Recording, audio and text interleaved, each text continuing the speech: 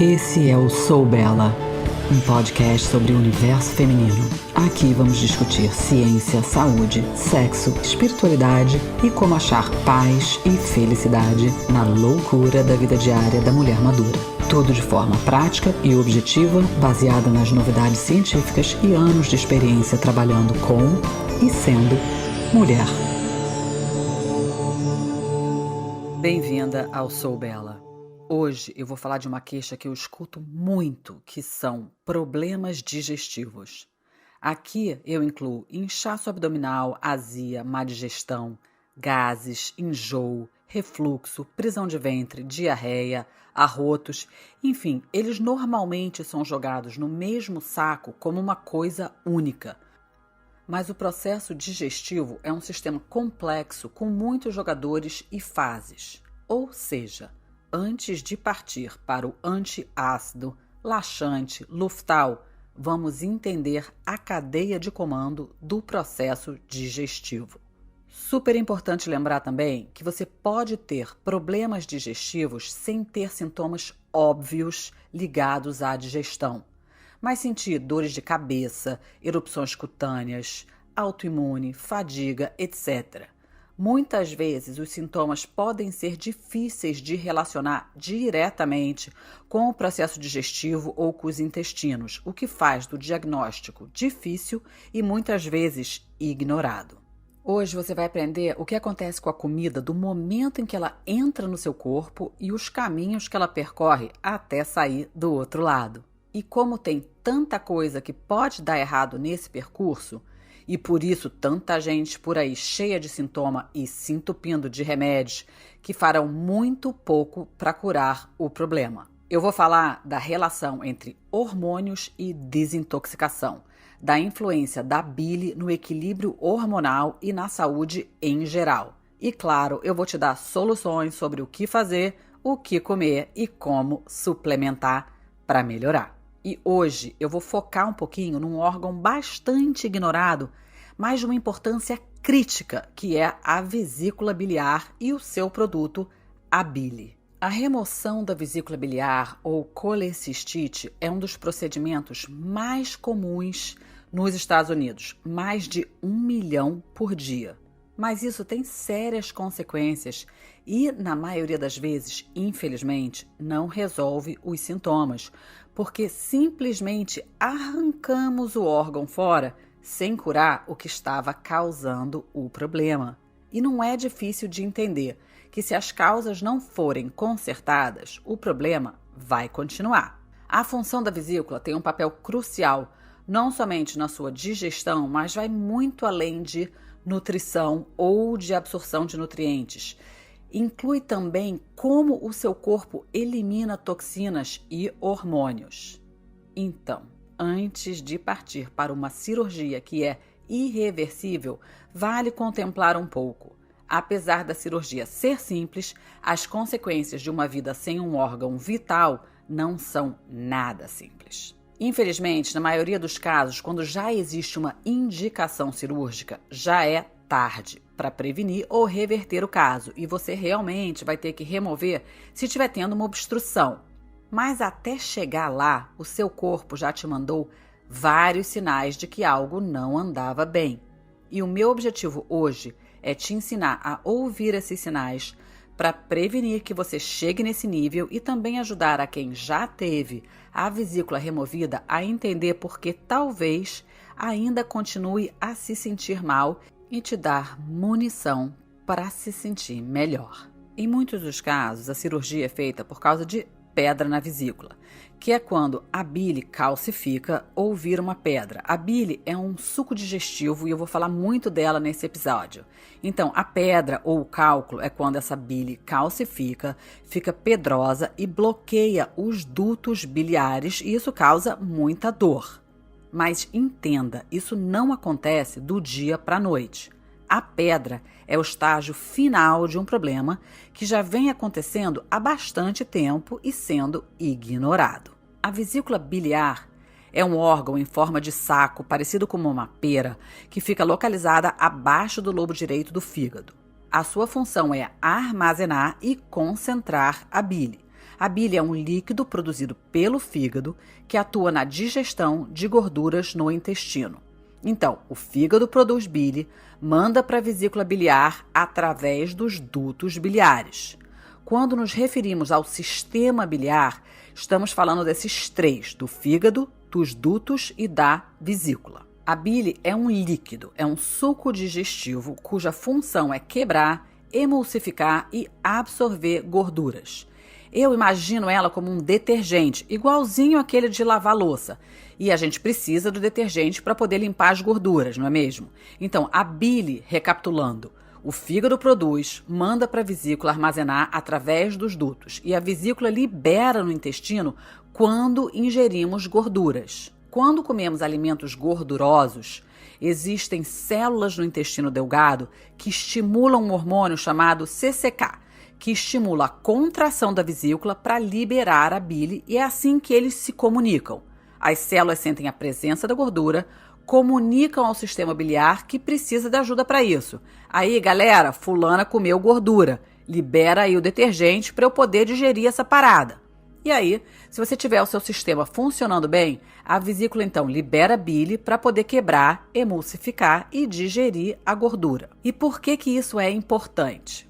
Para que você possa absorver as vitaminas lipossolúveis A, D, E e K, você precisa conseguir emulsificar a gordura, ou essas vitaminas vão direto para as fezes. Quando isso acontece, você pode observar que o seu cocô flutua, ou você pode ver gotículas de óleo ao redor do cocô ou no próprio vaso. Isso pode ser um sinal de problemas na vesícula ou na produção e liberação da bilis, e também um sinal de que você não está conseguindo absorver as gorduras e talvez fique deficiente nas vitaminas lipossolúveis. Resumo: bile feito no fígado, armazenado na vesícula biliar, liberado no intestino delgado para emulsificar as gorduras. Quando removemos a vesícula, o trato biliar é redirecionado, porque agora não temos mais a vesícula para armazenar a bile. Mas o fígado ainda continua produzindo e precisamos desse detergente para poder emulsificar as gorduras. Então o fígado envia direto para os intestinos através do duto biliar comum. Quando temos a vesícula, o processo é: fígado manda bile para a vesícula pelo duto comum. Aí temos um outro canal chamado de duto cístico, que conecta o alto do pescoço da vesícula, daquele saquinho, com o duto biliar comum. Ele se une a ela e então se une ao duto pancreático. Juntos eles fazem parte do sistema biliar, e aí o bile é liberado no duodeno, que é a primeira parte do intestino delgado. Então, por que será que alguém que retirou a vesícula ainda pode ter os mesmos sintomas que tinha antes? Porque, como já vimos, mesmo sem a vesícula, o fígado ainda vai fabricar bile e o corpo precisa dar um jeito de fazer a bile fluir. Esse processo ainda tem que acontecer.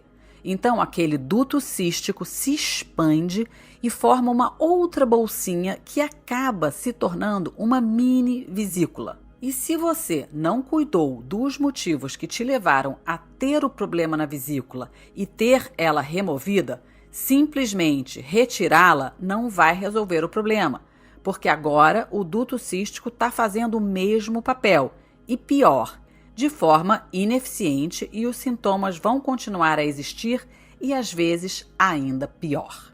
O que queremos é ter um fluxo de bile fluido, livremente fluindo pelos dutos, indo de um lugar para o outro sem obstrução.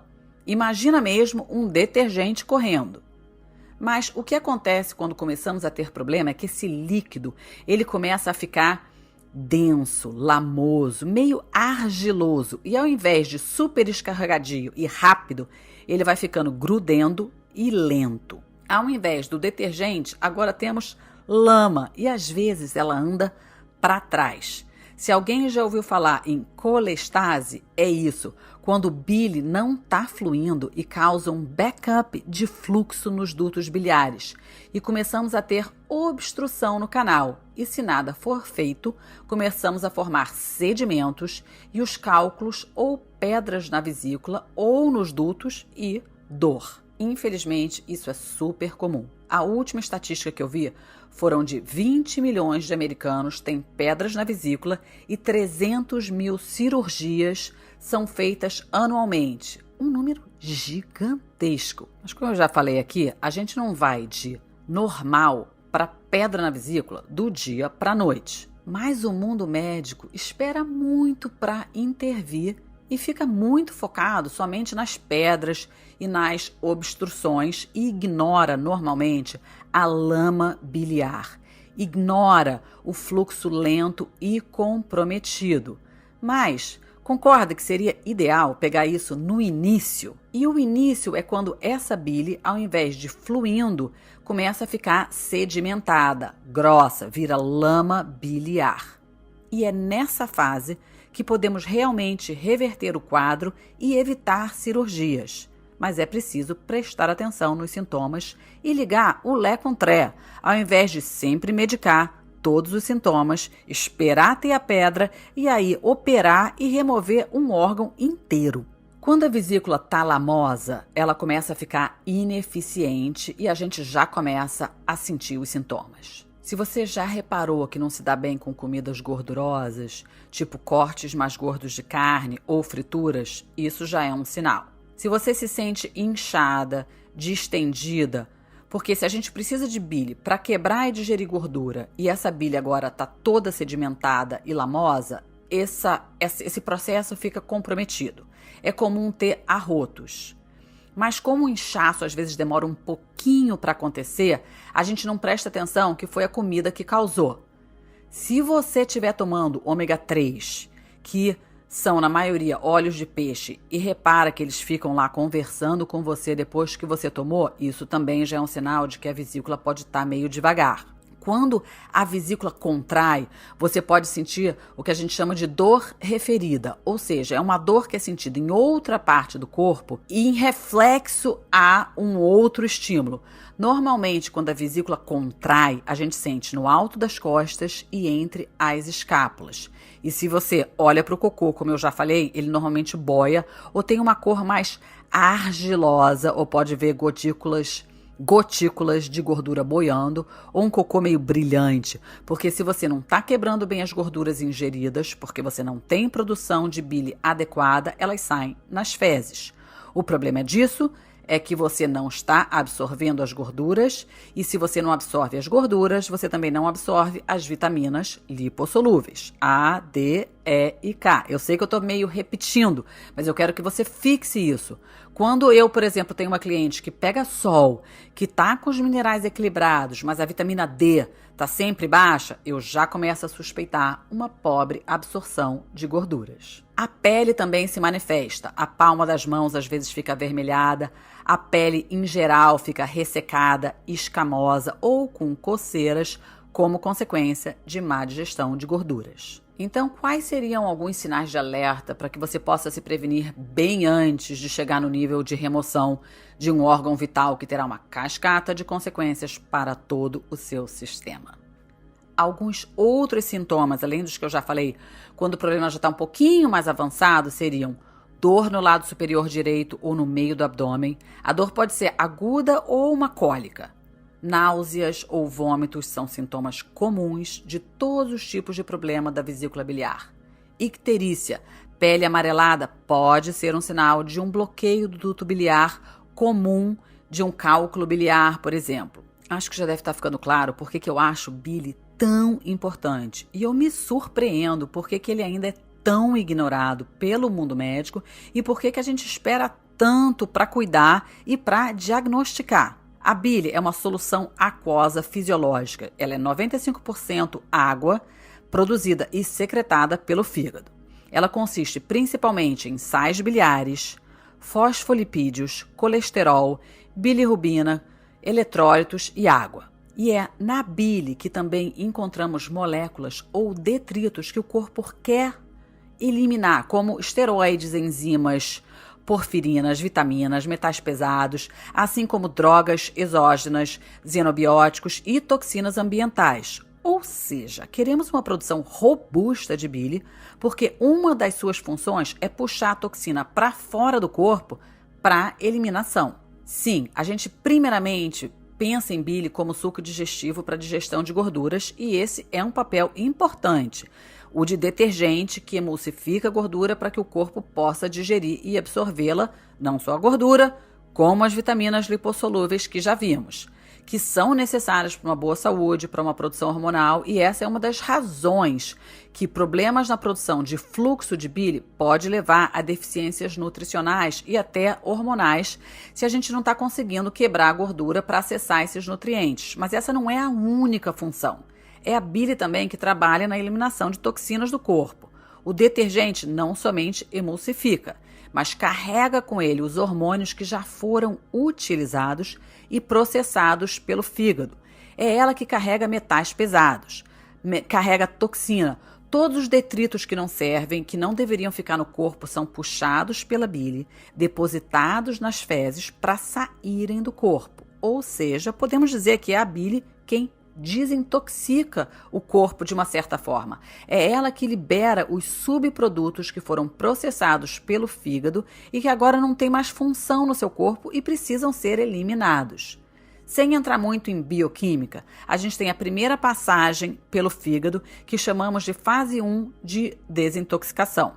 E depois temos a fase 2, ainda no fígado, e quem ajuda nessa eliminação é a bile. É assim que o corpo elimina as coisas que não precisa mais, que já foram transformados. A fase 3 de desintoxicação acontece nos intestinos, depois que a bile deposita e libera as toxinas para serem eliminadas nas fezes. Ou seja, quão importante é a vesícula. E já que eu falo tanto de hormônios e equilíbrio entre eles e tal, eu vou usar eles de exemplo.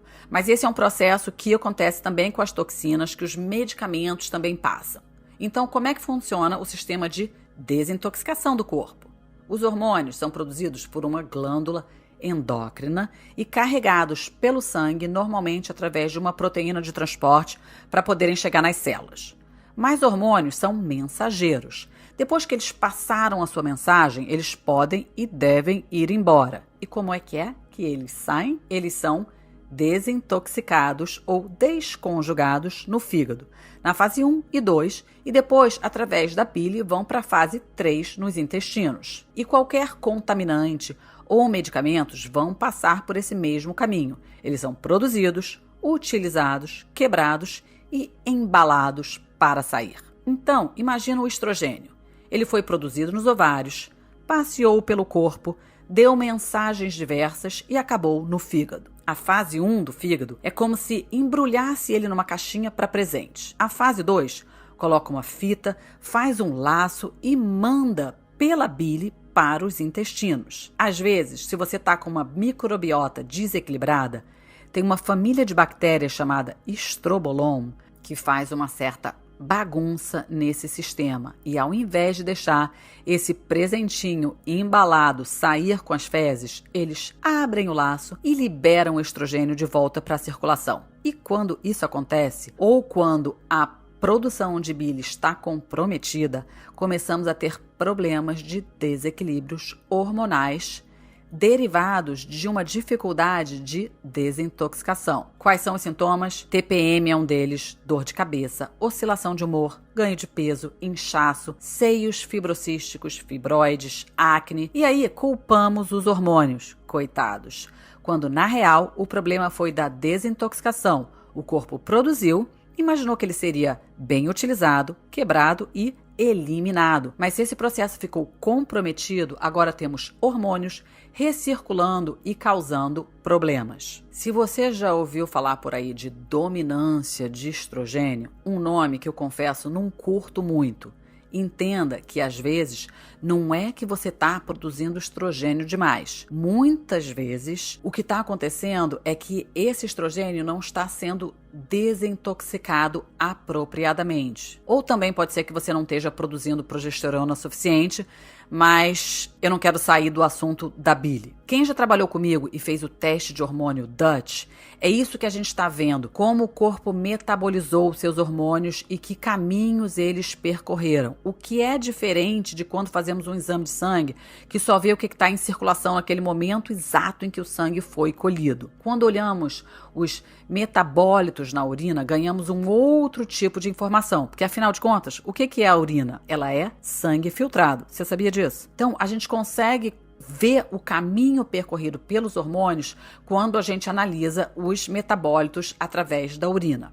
E quando a nossa carga de toxina está alta, quando a gente come muito pesticida, ingere xenoestrogênios, medicamentos, metais pesados, a bile fica sobrecarregada também. E às vezes a eliminação não acontece apropriadamente e temos esses sintomas de intoxicação, de inflamação pela recirculação dessas toxinas que não conseguiram ser eliminadas. Então, se você está reparando que está sentindo esses sintomas que eu já mencionei, ou está com sintomas de desequilíbrios hormonais, de intoxicação, será preciso focar na alimentação, nos nutrientes e em como cuidar do fígado e da vesícula para que você possa ter uma boa produção e um bom fluxo biliar antes de qualquer outra coisa. Por exemplo, eu jamais recomendo reposição hormonal se eu reparo problemas biliares. Será preciso cuidar da saúde biliar ou a reposição pode ter efeitos colaterais não por causa dos hormônios em si, mas pela maneira que o seu corpo está metabolizando esses hormônios que você está tomando. Ou seja, a gente quer uma bile fluida, saudável e circulando como a heroína que ela é. E a alimentação e ter os nutrientes necessários para que o fígado funcione é fundamental aqui. E não, desintoxicar não quer dizer ficar uma semana tomando suco verde. O fígado precisa de nutrientes de verdade. Ele precisa de proteínas, de vitaminas do complexo B, ou seja, ele precisa de comida de verdade para poder te desintoxicar corretamente.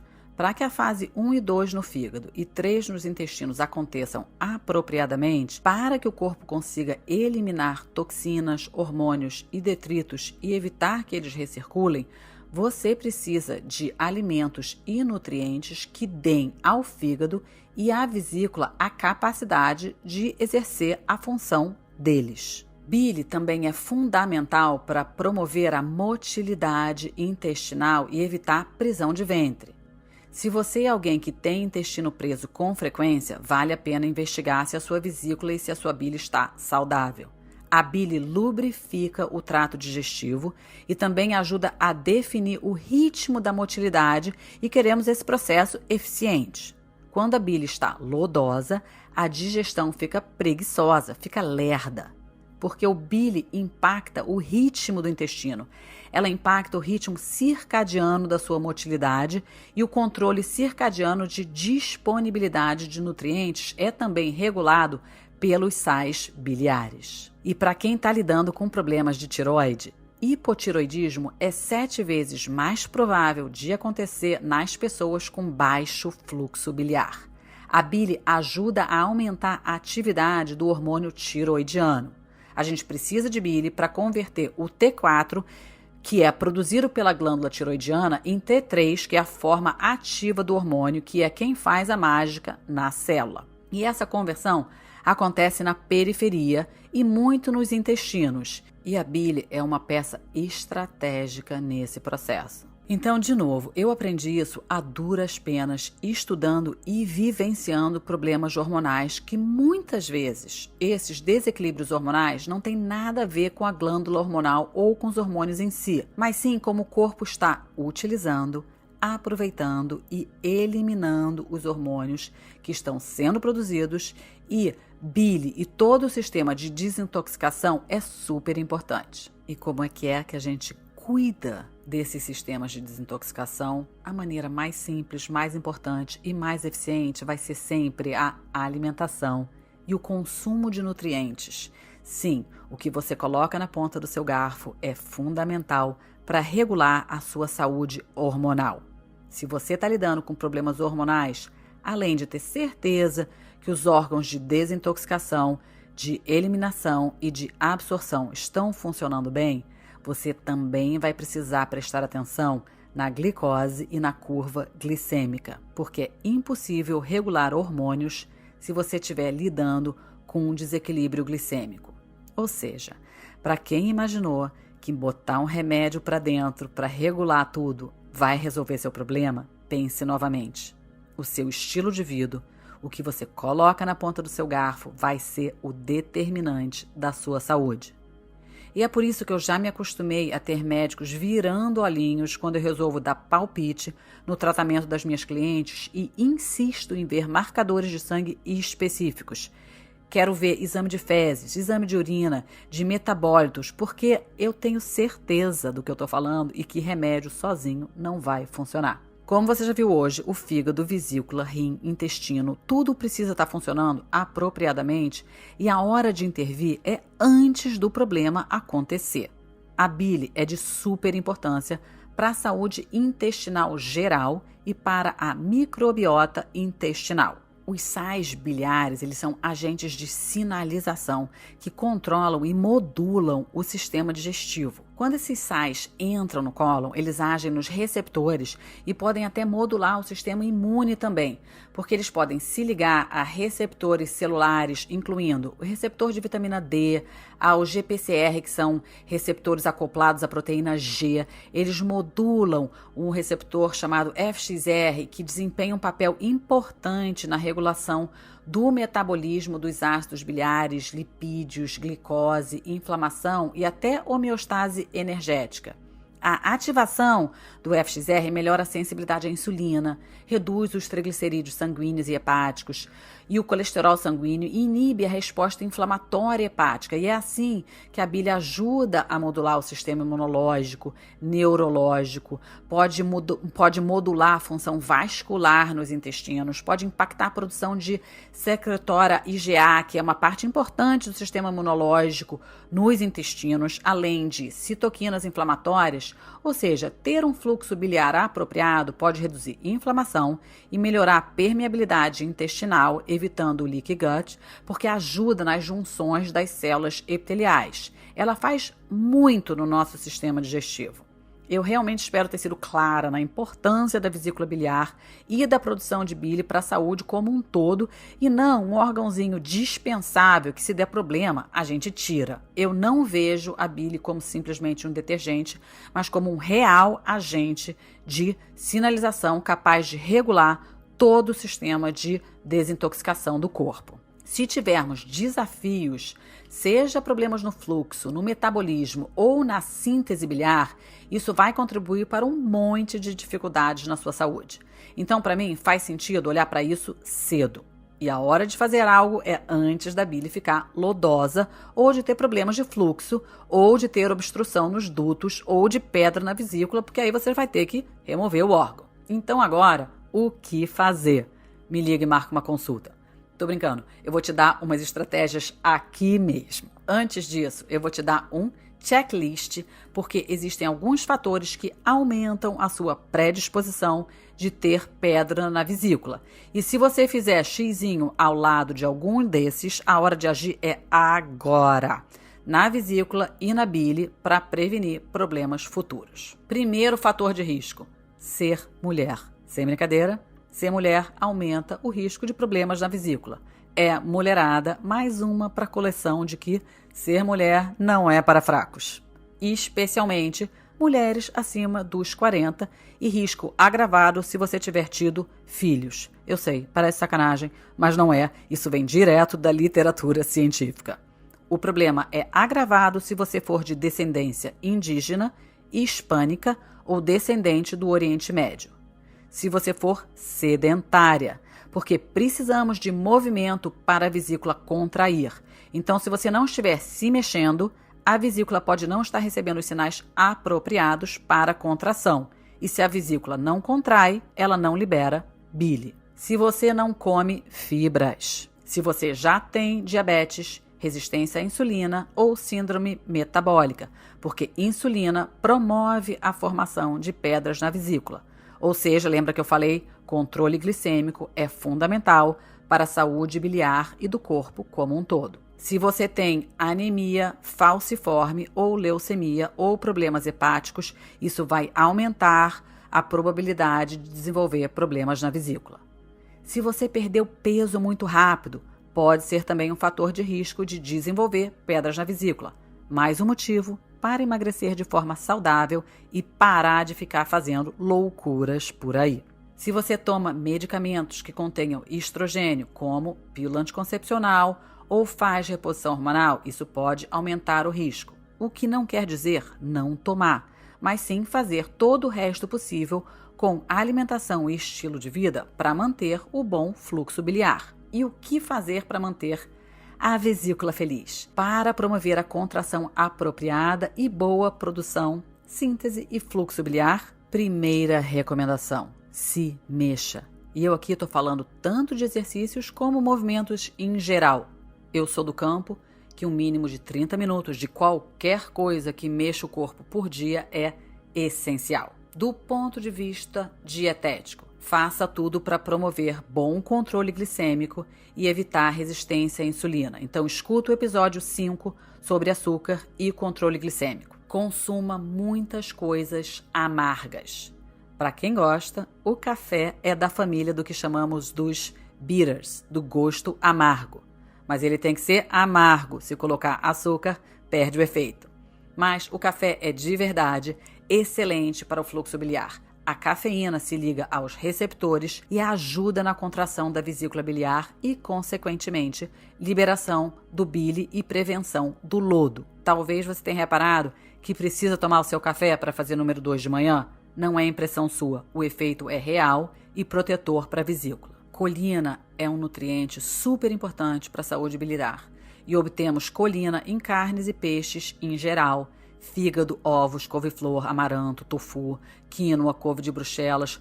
Põe no buscador da internet fontes de colina, mas essas que eu falei são as mais famosas. Deficiência em colina é bem comum, mas precisamos de colina para fazer bile, ou seja, preste atenção e come. E quais são os nutrientes específicos para evitar lodo da vesícula e promover a contração, a motilidade e a ejetar o bile e promover o fluxo livre? Eles são café, gengibre, chá verde e cúrcuma. Do ponto de vista do metabolismo, de síntese, de formação de bile, portanto, para transformar o colesterol em sais biliares, o que precisamos é de fosfatidilcolina. Aonde a gente encontra isso? Em extrato de beterraba, ou comer beterraba também pode ser bom, taurina, vitamina C e ômega 3. Esses nutrientes ajudam a fazer sais biliares a partir do colesterol. E se o que precisamos for afinar a bile, porque ela já está lodosa, pegajosa, de novo, comer extrato de beterraba, ou seja, esse vai ficar para sempre na sua lista de compras. Cardo mariano, que em inglês é milk thistle, raiz de dente de leão. Você pode tomar os 3 em forma de chá. Eu, às vezes, faço salada com a folha de dente de leão, que é bem amarga. E, de novo, o consumo de café pode ser útil aqui também para afinar a bile. E sempre abusar desses sabores amargos que a gente encontra na rúcula, agrião, rabanete, radíquio, endiva, nas cascas das frutas cítricas. Isso tudo ajuda muito. Tipo, você tem que comer todo dia, com regularidade. Esses são os alimentos que não só ajudam a vesícula, mas também ajudam a promover suco gástrico, saliva. É importante mastigar. Gente, não temos dente em nenhum outro lugar do trato digestivo. O sabor amargo, ou suplementar também com bitters, estimula o tônus do esfíncter esofágico inferior. Em todo o trato digestivo, a gente tem esses esfíncteres musculares que abrem e fecham. Eles contraem para ter certeza de que as coisas estão se movendo na direção certa e para evitar aquele backflow, aquela volta. O caminho é de cima para baixo. Ou seja, quem tem azia crônica, refluxo, GERD, normalmente isso é uma disfunção nessa válvula, nesse esfíncter que fica frouxo e acaba deixando o ácido retornar ao esôfago, aonde não deveria, e aí causa queimação. O estômago, ele tolera e precisa de ácido, mas o esôfago não. E a gente, ao consumir esses bitters, esses amargos, a gente pode aumentar o tônus desse esfíncter e fazer esse processo mais eficiente. Infelizmente, dentro da cultura da nossa sociedade, a gente não consome esse sabor o suficiente, ou a gente adoça os amargos. Mas a partir de hoje, eu espero que vocês mudem esse hábito e comam os amargos sorrindo, sabendo bem que eles estão fazendo para a sua saúde. E em pouco tempo, você retreina o seu palato e passa a gostar do gosto. E super importante é treinar as crianças a também gostar e se acostumar com o sabor amargo. O mundo é todo sabor doce, açucarado, ou carbo que vira açúcar na boca através da amilase salivar. E até as frutas de hoje já foram tão modificadas que são extra doces e então, coletivamente, perdemos a informação do amargo, o que tem sérias consequências no processo digestivo e saúde em geral e talvez explique essa quantidade de problemas de vesícula que a gente vê por aí. Mas se tudo isso foi informação demais, um grande resumo da literatura no que diz respeito a estilo de vida e a saúde da vesícula biliar seria: comer de acordo com a dieta mediterrânea. Foi ela que demonstrou ter os melhores resultados. Ter uma baixa a moderada ingestão de carne vermelha e de carne processada, de gordura trans e açúcares processados em geral. Ingerir 2 copos de café preto por dia e manter um índice de massa corporal entre 18,5 e 24,5 e fazer 150 minutos de exercício por semana.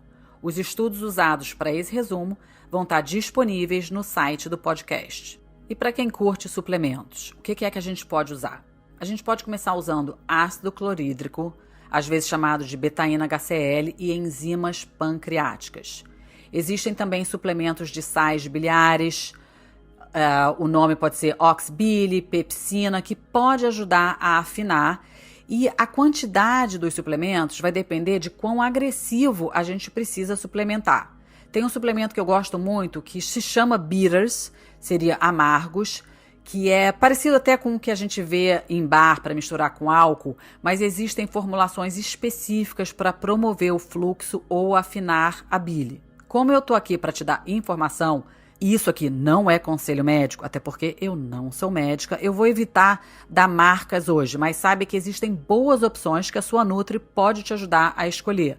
Mas eu quero reforçar que a alimentação é a melhor maneira sempre e os sabores amargos são definitivamente a maneira mais simples, barata e eficiente de apoiar o seu fígado e a sua vesícula. Então começa por lá com certeza.